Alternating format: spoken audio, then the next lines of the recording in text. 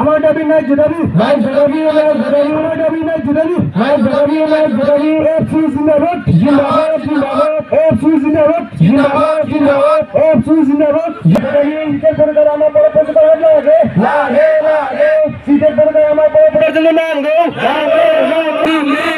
এসিআরটিও বড় বিভাগীয় জন্য নাंगौ सोलोंथाइ जेंनानि सुफुंनाय नागिरनानै तिनि घन्टानि सिडेन डेमनस्ट्रेशन हाबाफारि लादों आरो बे सिडेन डेमनस्ट्रेशन हाबाफारिखौ मोनफ्रोमबो जिल्लानि जिल्ला बेंगिरिनि मावखुलिनि लांगोनायाव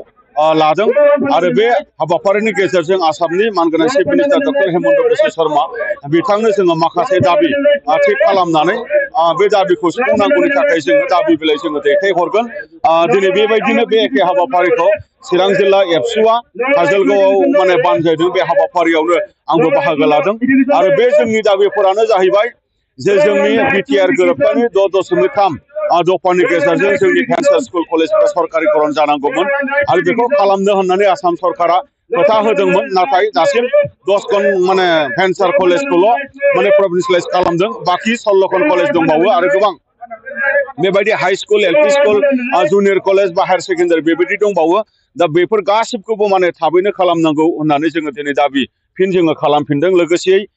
जे जोंनि माने सिटेटआव जोंनि बर' रावा मोनसे अपसनेल मोनसे लेंगुवेज जानांगौ लेंगुवेज वानाव आरो बेखौ जोङो दाबो मोननो हायाखै मानोना दिनै बर' रावा भारतनि संबिधानाव हाबनाय बियो मोनसे राव आरो बिटिआर गोरोबथानि गेजेरजों बियो आसामाव लोगो सरकारि राव हिसाबै बियो गनायजानाय मोनसे राव ओंखायनो बे रावा दिनै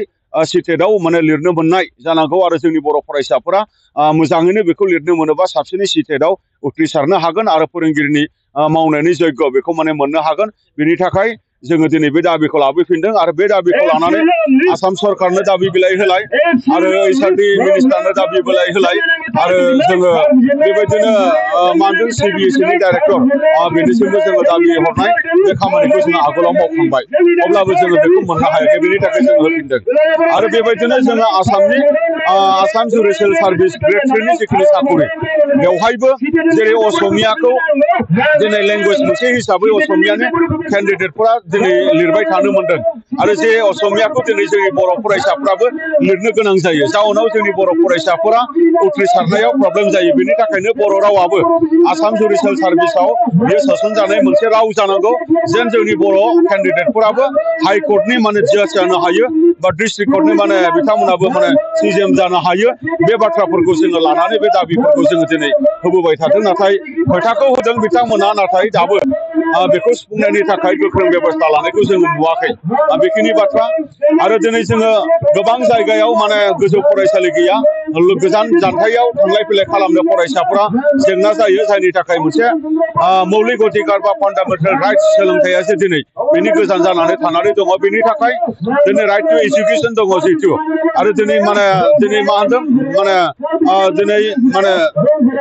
बे राइट टु एजुकेसनखौ लानानै बयहाबो सोलोंथाइ मोननांगौ बेनि थाखाय निट बेसिसआव 35टा गोदान मडेल माने हाई स्कुल गायसननांगौनि थाखाय जोङो बेबायदि लिस्ट गथायनाय जादोंमोन जायखौ आसाम सरकार बा बिथांमोना मावफुंनांगौमोन बेखौ मावफुंनायखौ जोङो दिनै नुवाखै आरो दिनै माने 101टा माने जेखिनि जोंनि माने आपग्रेडेड माने हायर सेकेन्डारि हाई स्कुलनिफ्राय आपग्रेडेड माने हायर सेकेन्डारि जानाय आरो बै फरायसालिफोराव दिनै माने मा होनदों गोबाङावनो माने बर' मिडियामाबो इन्ट्रडाक्सन जाबाय दा बैहाय माने जोङो गोदानै बेवहाय पस्ट ग्रेजुएसन खालामनायनि गेजेरजों बै फरायसालिफोरखौ रान खालामनांगौ होननानै जोङो बुंबाय थादोंमोन नाथाय आसाम सरकारा बेखौबो दासिमबो खोथा होदों बिथांमोना मावफुंबाय थागोन होननानै बुंदों नाथाय दाबो मोगथाङाव मावफुंनायखौ जोङो नुवाखै बेखायनो बेखौबो सुफुंनांगौ जोङो दाबि लाखिदों लोगोसे इजिएस सेन्टार बे इजिएस सेन्टाराव माने सानैखरि माने फोरोंगिरि थिसननांगौ बेफोरखौ जोङो खालामनाय नुवाखै लोगोसे टिउटर हिसाबै फोरोंगिरिफोरखौ थिसनबाय नाथाय फरायसालिखौ नोङो थिसननाय माने सरकारिकरण खालामनाय जायाखै बे टिउटर हिसाबै जायफोरखौ माने थिसनदों बिथांमोनखौ पार्मानेन्ट माने खालामनांगौ लोगोसे बिथांमोननि बे स्कुल जिखिनि माने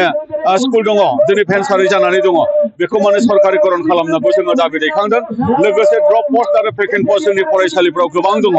जायनि थाखाय जोंनि फरायसालिनि फरायसाफ्रा खमायलांदों आरो बे खारनखौनो लानानै दिनै फरायसा गैला होननानै दिनै मार्च आरो दिनै शाटडाउननि पलिसिजों जोंनि मिडियामनि फरायसालिफोरखौ सरकारा दिनै बुथारबाय थानो थाखाय खैसार खालामनायखौ जों नुदों दा बे गासै सरासनफोरखौ जोङो बुजिगौ बिनि थाखायनो जोंनि फरायसालि गंसेबो थैनो मोना जोंनि फरायसालियाव जोंनि थोजासे फोरोंगिरि थिसननायनि गेजेरजों बिमा बिफानि आरो फरायसानि मोनसे गोसोनि बोलो आरो कनफिडेन्स बेखौ होफिननांगौनि थाखाय आसाम सरकारा खामानि मावनांगौ दा बेफोरबायदि माखासे खामानिफोरखौ लानानै जोङो दिनैनि बे हाबाफारिखौ लादों आरो गोबां बेबायदि सोलोंथाइजों सोमोन्दो थानाय जेंनाफोरखौ जेन थाबैनो आसाम सरकारा सुफुंनायनि राहा लायो बेखौनो जोङो गोसोखांहोफिननायनि मोनसे हाबाफारि हिसाबै दिनै 3 घन्टानि सिट इन डेमनस्ट्रेसन जोङो दिनै आसाम नाङै बे हाबाफारिखौ जोङो लादों गोजोन्थों बर'नि अनगायैबो बेयाव गुबुन हारिनिबो बेयाव बाहागो लादों नंगौ दिनै माने 6.3 दफानि बाथ्राखौ जुदि रायलायोब्ला बेवहाय बर' एन्ड आदार मिडियाम दिनै बिटिआरनि सिङाव बेवहाय प्रभिन्सियेलाइजेसन खालामनायनि बेवहाय जिथु क्लजेस दङ आरो बे क्लजेसखौ मावफुंनांगौ जुदि जायोब्ला बर'ल' नङा अन्य मिडियामनि फरायसालिफोराबो बेवहाय प्रभिन्सियेलाइज जानांगोन बिनि थाखायनो दिनै बर'नि फोरोंगिरि घन्टाखौ लाफानानै गुबुन गुबुन भेन्सार स्कुल अन्य मिडियामनि भेन्सार स्कुलनि माने हिक्षक घन्टाफोराबो दिनै बेवहाय बाहागो लादों थारैनो बिथांमोननि बाहागो लानायखौ जोङो बरायदों आरो बेवहाय जोंनि बर'नि माखासे आफादफोर जेरै बर' थुनलाइ आफाद ट्राइबेल संघ बर' समाज बर' बिमा गौथुम आरो दिनै बेवहाय माने बिपिसिसि बा जोंनि गुबुन गुबुन आफादफोरा माहारियारि आफादफोरा बेवहाय बाहागो लादों थारैनो बियो जोंनि मोनसे फान्डामेन्टेल मोनसे माने राइट्स आरो बे फान्डामेन्टेल जिथु बियो मोनसे इस्यु बे फान्डामेन्टेल मोनसे इस्युखाय जोंनि गुबुन गुबुन दैदेनगिरि बिबानगिरि आरो रायजो राजा फरायसाफ्रा बेवहाय लैहोर लैहोर बाहागो लाखागोन आरो थाबैनो जुदि सुफुं जायाब्ला बेनिफ्राय बांसिन लैहोर लैहोर बाहागो लागोन